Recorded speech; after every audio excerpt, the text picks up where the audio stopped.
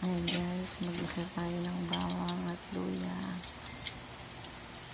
Ayan, isunod natin ang sibuyas.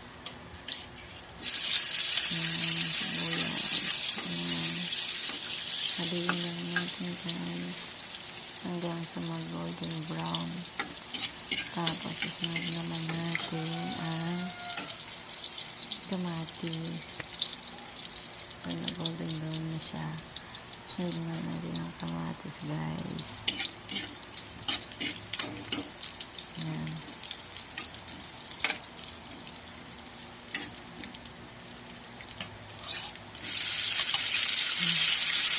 Sarapin lang natin ang haluin.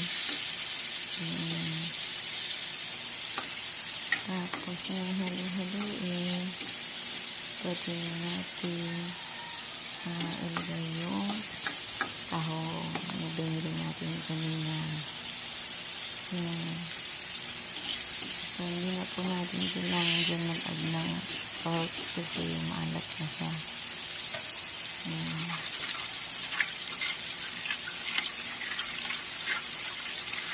Ayan.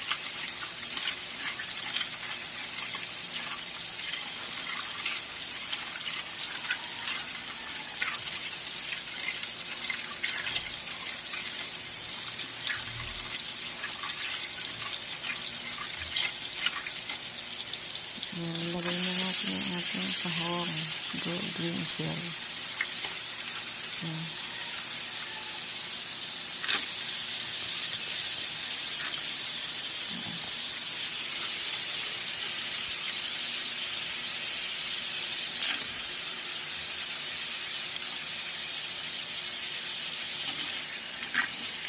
So, lagay natin siya dyan.